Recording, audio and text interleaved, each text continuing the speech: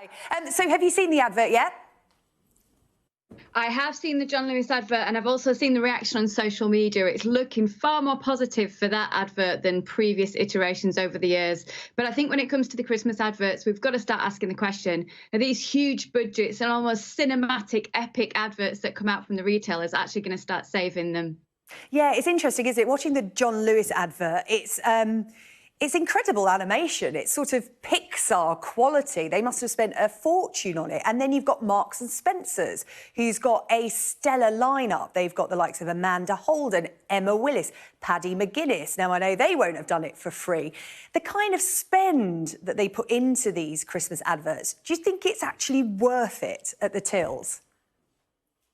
I think it hit a peak question on that when John Lewis used Elton John last year. Again, very moving, very cinematic, because the soundtracks alone for some of these adverts can be huge in terms of cost and really impressive, actually.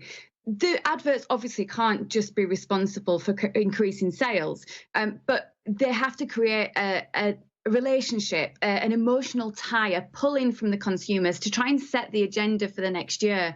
We know that it's very troubling times for retailers, and therefore on social media, whilst it's used to spread the messages of joy about the advertising, you will equally see consumers saying, well, I'd rather have that value in store, in my products, in my customer service, indeed in the way that I deal with that retailer, not just some 3-minute broadcast that happens at a great time of year. It's a hard balance, but I think what we've seen this year is actually in terms of celebrity status, perhaps we haven't got as many big names being involved.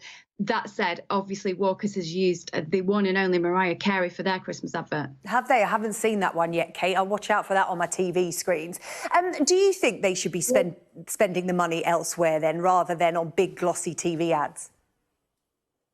I think it's time to actually reconfigure the adverts. I think it's become part of our Christmas build-up. There's lots of excitement. The advertisers are very much hoping that you're going to share it on social media to increase its effect. But it's got to be about how you interact and engage with that brand. We know when thinking about John Lewis and Marks and Spencer's, who are one of the two of the big ones who've been having huge epic adverts over the previous years, that actually they've both been having very troubled time. Strategically, they're dealing with a lot of challenges, a lot of oversaturation, a lot of store challenges over the traditional bricks and mortar stores where they've got high costs and they're not getting the footfall and they're not getting the profits to be able to justify them. So when they're going through these very challenging periods, and we've had a year of announcing those results, it's then quite interesting to see how much spend is put towards a very small segment, but a very important one. You know, this is the golden quarter to September to December is usually when retailers would be making the most cash. That said, Black Friday has come and really changed that period forever, and we're seeing a lot more discounting in this period too. Just how high are the stakes for the high street this Christmas? I don't want to be the Grinch this early on in the festive period, but with so many big names like John Lewis and M&S struggling, could we see big names going under at the start of the new year? You're not the Grinch, and I think you're being very reasonable in terms of a balanced question, because unfortunately we can't have a time where we're going to see every single retailer flourishing in this golden quarter.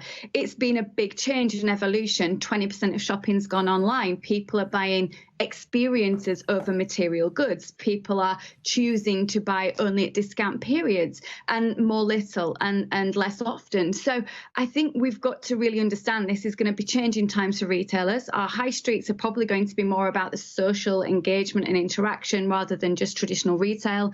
And as over the next few years we start to have this survival of the fittest, we're going to sadly lose more brands. Now, I think there's got to be much more work done in terms of creating our communities back.